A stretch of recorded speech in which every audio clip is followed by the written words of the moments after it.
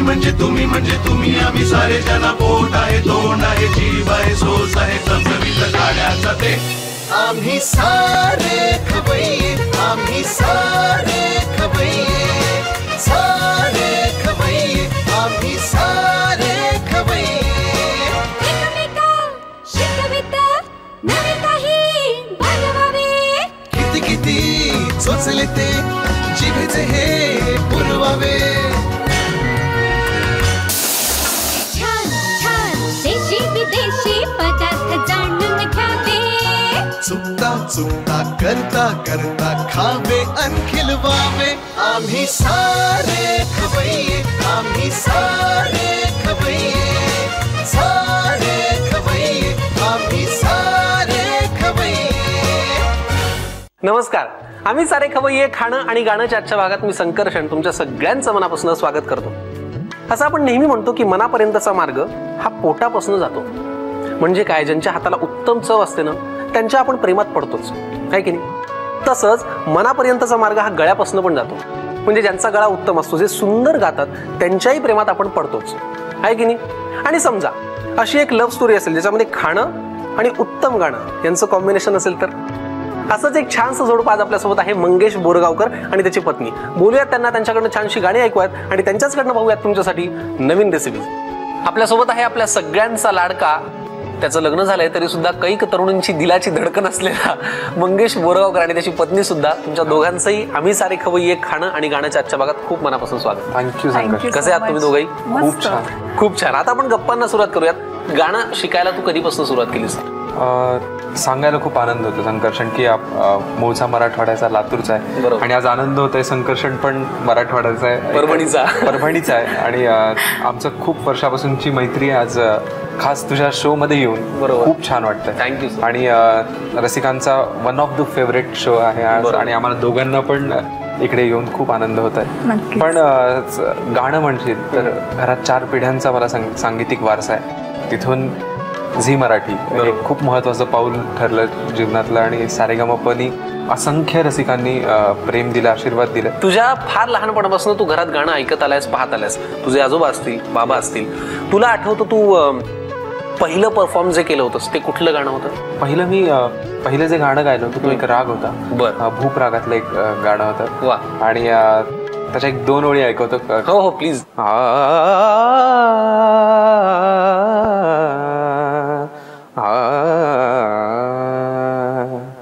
जय जय जयाजी गणनाथा एकदंता लंबोधरा जय जय जयाजी गणनाथा सुरंगरंगी मयूरेशा रसरंगी तुमही गणेशा जय जय जयाजी गणनाथा। वा वा वा। बर, हे झालं तुझ्या गाण्याची जी तू सुरुवात केलीस तिथपासून आणि अचानक झी मराठीचा एक फार मोठा टप्पा आयुष्यात आला, त्या पॉइंट विषयी काय सांगशील? प्रत्येक कलाकाराच्या असो वा प्रत्येकाच्या जीवनात एक योगायोग असणं हे खूप महत्वाचं असतं। आम्ही कोल्हापूरला फिरायला गेलो होतो आणि तिकडे ही ऑडिशन्स आणि हे सगळं वातावरण बघून माझ्या आईनी चला तुला 2 गाणी तरी गाऊन यायची। आणि मी आईला म्हणत होतो, अगं मला आत्ता कॉलेजमध्ये आलोय, जरा एन्जॉय करू दे, मी तयारी करून वगैरे जाई ना।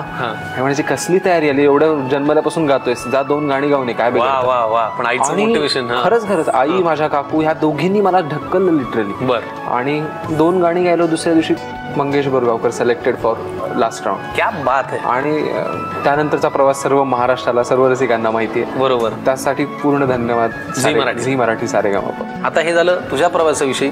तुम्ही याला पहिल्यांदा कुठे पाहिलं? मी मंगेशला सगळ्यात पहिल्यांदा बघितलं झी मराठीवर, सारेगमप मध्ये। तेव्हा याने कुठलं गाणं पहिल्यांदा परफॉर्म केलं होतं? तेव्हा याने स्वरगंगेच्या काठावरती मी पहिल्यांदा बघितलेलं त्याचं क्या गाणं. बात आहे.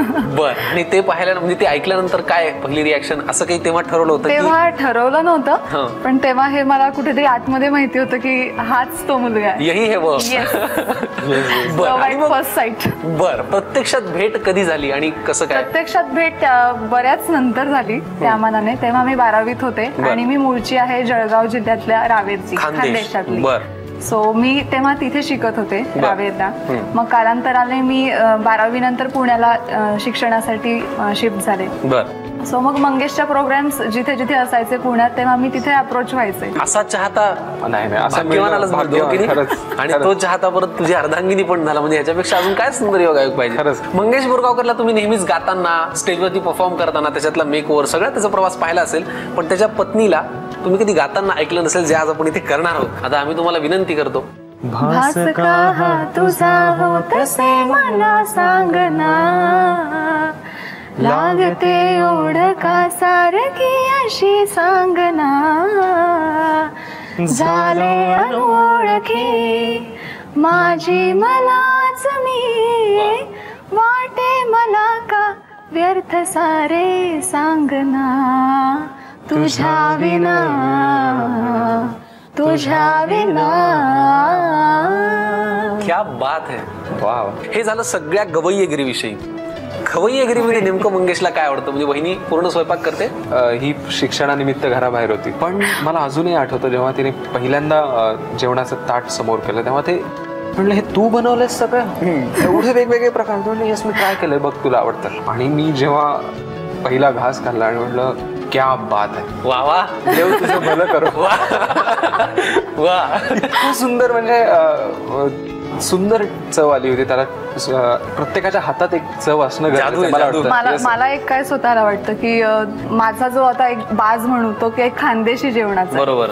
तर आणि खाणं हा एक संस्कार आहे बरोबर. असं वाटतं प्रश्नच मला. नाही. तिकडे माझी आई, काकू, आजी ह्या सगळ्या सुगरण, आणि आता इकडे सासरी, इकडे पण आई, काकू आणि माझ्या आजी सासू ह्या पण सुगरण. त्याच्यामुळे तो कुठेतरी सुगरणीचा वारसा आता माझ्याकडे येतोय. वा, म्हणजे फॅन्टास्टिक. म्हणजे एक तर आम्हाला आतापर्यंत असं माहिती होतं की बोरगावकर कुटुंबामध्ये गाणं वारसाने आलेलं आहे, पण खाणं सुद्धा वारसा खाणंही परंपरेने आहे, झालेलं हो. आहे. त्याच्यामुळे फार इथे छान. खाणं हा एक उत्सव मानतात सगळेजण क्या बात आहे. बोरगावकरांकडे. आणि आमच्याकडे तर काय म्हणजे फक्त रेसिपी केली की दिवाळी असते, फार आहे. खायला मी एकटा असतो. आज आपण तिघे म्हणून खाणार आहोत. तयार आहात ना? नक्कीच. फॅन्टास्टिक. मंगेश आणि त्याची पत्नी एवढ्या छान गप्पा झाल्या आहेत, गाणी आपल्याला त्यांनी दोघांनी ऐकवली. आता आपण लगेचच वळूयात रेसिपीजकडे. मंगेश बोरगावकर आणि त्याची पत्नी सौ अपूर्वा यांनी आपल्याशी खूप गप्पा मारल्या. आपली 2 गाणी पण ऐकून झाली. आता आपल्याला खाणं या विषयाकडे वळायचं. पहिला पदार्थ जो करणार आहे तो कोण? पहिला पदार्थ मीच करते. अच्छा, दोन्ही तुम्हीच करताय का? दोन्ही मीच करते. बरं, काय या पदार्थाचं नाव? पहिला पदार्थ आहे खानदेशची झणझणीत शेवभाजी. खानदेशी शेवभाजी ना? Yes. बरं, याच्यासाठी लागणारं साहित्य काय ते आम्हाला सांगा. तुरखाटी शेव, कांदा, कोथिंबीर, ओके. काजू, किसलेलं खोबरं, खडा मसाला, आलं लसूण, मोहरी, हळद, मीठ आणि तिखट. वा. खानदेशी शेवभाजीसाठी लागणारं साहित्य काय ते आपण पाहिलं. तुरखाटी शेव ही खानदेशात मिळते, Yes. पण नसेल समजा तर आपण साधी शेव नसेल तर पण आपण वापरू शकतो ना? दुसरी शेव वापरू शकतो. बरं. फक्त ती भाजी झाल्यानंतर मग आपण त्यामध्ये ऍड करू. खवय्यगिरीची एक परंपरा आहे की आम्ही करता करता खातोय. आपण तिघे खाऊया. खाणं आणि गाणं आपला मंगेश बोरगावकर आणि त्याची पत्नी अपूर्वा आपल्या सोबत आहेत आणि आपल्यासाठी ते करतायत खानदेशी शेवभाजी. त्याच्यासाठी लागणारी ही तुरखाटी शेव जी आपण मगाशी पाहिली. साहित्य पाहिलं. आता आपल्याला कृती करायची. आपल्याला आता कढईत थोडंसं तेल घ्यायचंय. घ्या. पुढे आपल्याला ह्याच्यात कांदा परतून घ्यायचा आहे. ह्या भाजीचं असं वैशिष्ट्य सांगता येईल की आता आपल्याला ह्याच्यात कांदा परतून घ्यायचा आहे. बरं. त्याच्यानंतर खोबरं किसलेलं आणि खडा मसाला बरं. हे परतून घ्यायचं. बरं, म्हणजे परत ना आहेच आहे. बरोबर. आधी आता कांदा परतून पुढे काय करायचंय? आता कांदा परतून घेतल्यानंतर आपल्याला खोबरं बरं, आणि ह्याच्यातच खडा घालायचं? मसाला नाही, आपल्याला ते वेगळं करायचं. ठीक आहे, चला मग हा परतलेला कांदा आपण काढून ठेवूयात आणि मग पुढच्या कृतीकडे बोलूया. कांदा आपण परतून घेतला. येस, पुढे काय आपण कांदा करायचं? परतून घेतलाय. आपल्याला याचप्रमाणे खोबरं आणि खडा मसाला तो पण तसाच तेलावर परतून घ्यायचा आहे. बरं, घ्या. सुकं खोबरं किसलेलं. ह्याच्याऐवजी आपण ओलं नारळ पण ह्याच्यासाठी वापरू शकतो.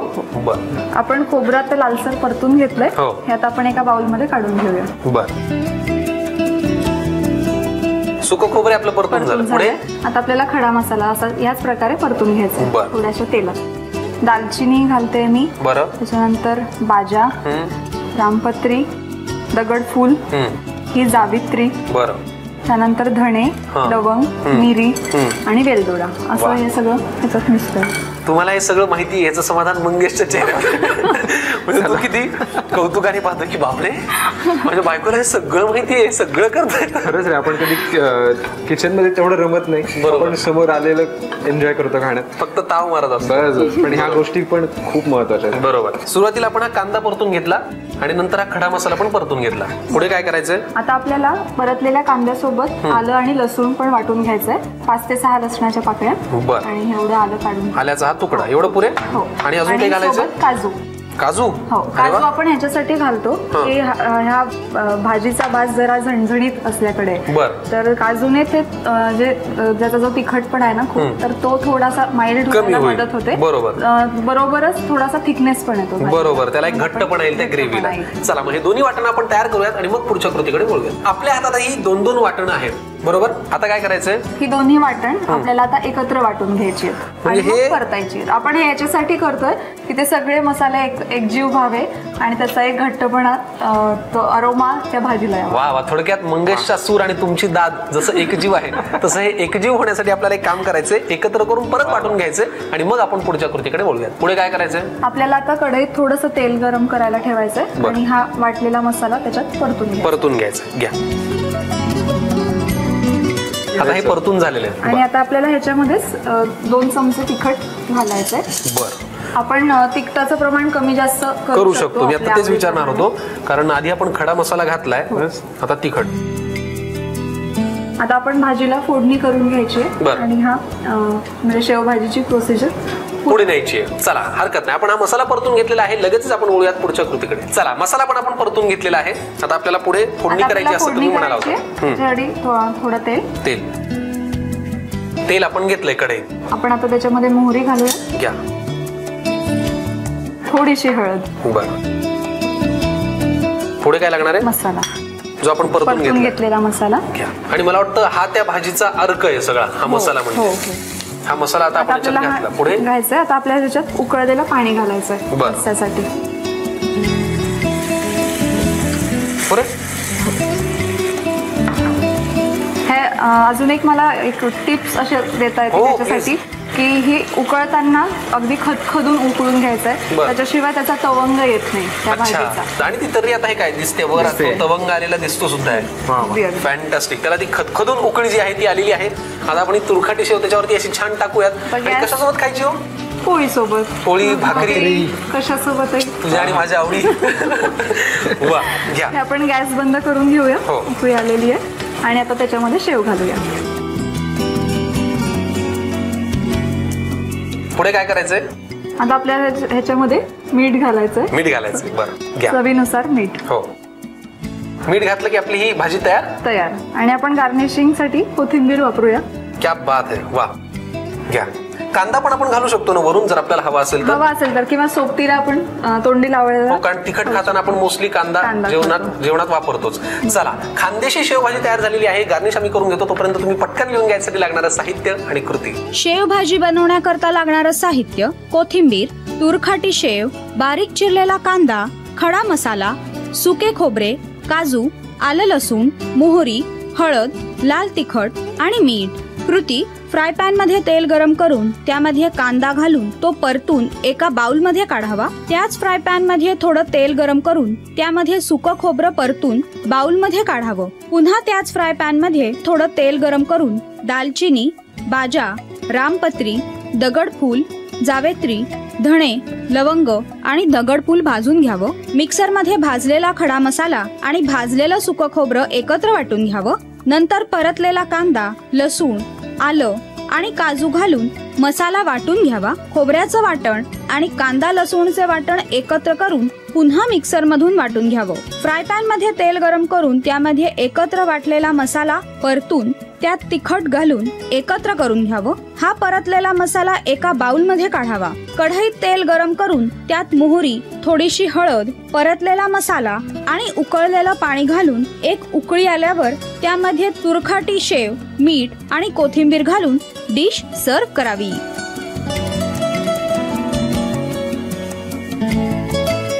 खानदेशी शेवभाजी आपल्याला वहिनींनी करून दाखवली. आता खानदेशात आपण कुठे मराठवाड्यात येणार आहोत का मुंबईत येणार आहोत, कुठे जाणार आहोत? हा पदार्थ कुठेही होऊ शकतो. अरे वा, बर.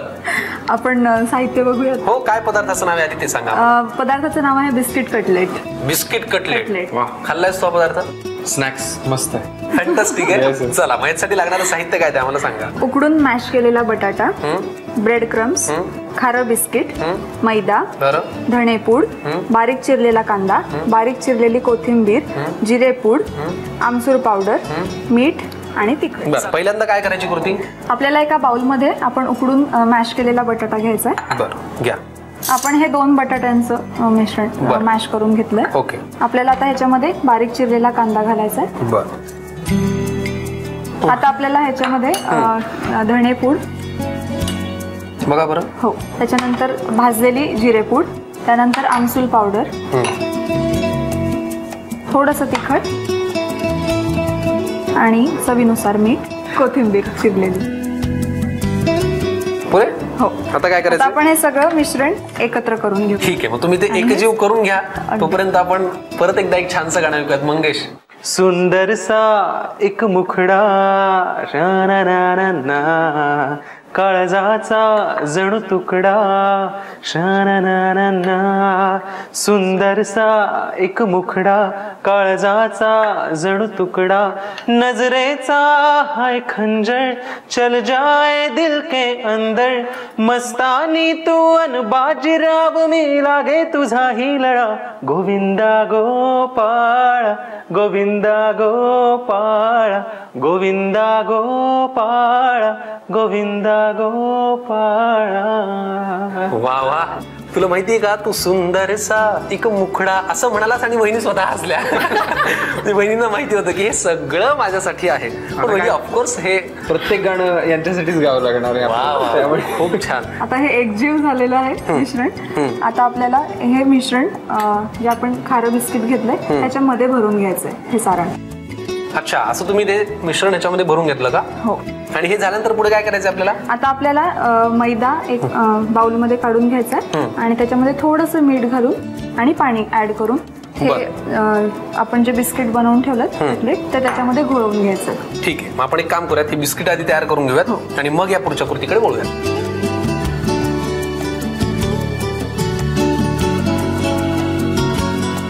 पुढे काय? आता आपल्याला 5 ते 6 चमचे मैदा लागेल. बर. थोडंसं मीठ आणि पाणी घ्या. आपल्याला बिस्किट ह्याच्यामध्ये कटलेट्स बुडवून घ्यायचे, तो त्या अंदाजानुसार त्याचं थिकनेस मेंटेन करायचं. ओके. आपण एकीकडे कढईत तेल गरम करायला ठेवलंय टाइम मॅनेजमेंट म्हणून. तोपर्यंत आपण काय करणार आहे, हे कटलेट्स मैद्यात घोळवून घेणार आहे आणि त्यानंतर आपण ब्रेड क्रम्स घेतलेत. बर. तर ते यानंतर त्यात घोळवून घेणार. मी काढून घेऊ तोपर्यंत. ठीक आहे. मैद्याची पेस्ट आपण तयार करून घेतली. बिस्किटाचं जे लेअरिंग आपण केलं होतं, ज्या 2 बिस्किटात मिश्रण भरलं होतं ते परत आपण मैद्यात आधी घोळून घेतलं आणि मग ब्रेड क्रम्स मध्ये. बरोबर बरोबर. बर. आणि हे घोळून झालं की पुढे आपल्याला आता हे डीप फ्राय करायचं. अरे वा, चला मग आधी आपण हे डीप फ्राय करूयात आणि मग बाकीची बिस्किट घोळून घेऊयात. म्हणजे एक तयार होईल तोपर्यंत. एक मंगेश झालं, आता एक माझं. आता वहिनींचं स्वतःसाठी करणार आहेत फक्त त्या आणि मग आपण खाणार. बरोबर. तळून झाले की रेसिपी तयार आपली. Very good. तयार होत आहेत कटलेट. पटकन तुम्ही लिहून घ्या बिस्किटांच्या कटलेटसाठी लागणारं साहित्य आणि कृती. बिस्किट कटलेट बनवण्याकरता लागणारं साहित्य: खारं बिस्किट, उकडून मॅश केलेला बटाटा, मैदा, बारीक चिरलेला कांदा, ब्रेड क्रम्स, धणेपूड, जिरेपूड, आमचूर पूड, तिखट, बारीक चिरलेली कोथिंबीर आणि मीठ. कृती: प्रथम एका वाडग्यात उकडून मॅश केलेला बटाटा, बारीक चिरलेला कांदा, धणेपूड, भाजलेली जिरेपूड, आमचूर पावडर, तिखट, मीठ आणि कोथिंबीर घालून सर्व मिश्रण एकजीव करून घ्यावं. नंतर एक खारं बिस्किट घेऊन त्यामध्ये बटाट्याचं मिश्रण ठेवून त्यावर पुन्हा बिस्किट ठेवावं. एका बाउलमध्ये 5 ते 6 चमचे मैदा घेऊन त्यामध्ये मीठ आणि पाणी घालून त्याची पेस्ट करून घ्यावी. त्यामध्ये बिस्किट कटलेट घोळवून नंतर ब्रेड क्रम्स मध्ये घोळवून गरम तेलात डीप फ्राय करून सर्व्ह करावे.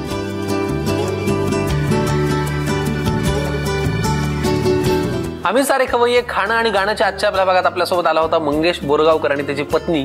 इतका सुंदर भाग तुम्ही आजचा केलात माझ्यासाठी, प्रेक्षकांसाठी. रेसिपीज तर फॅन्टास्टिक होते, आता ते आपल्याला ताव मारायचा तो वेगळाच मुद्दा आहे.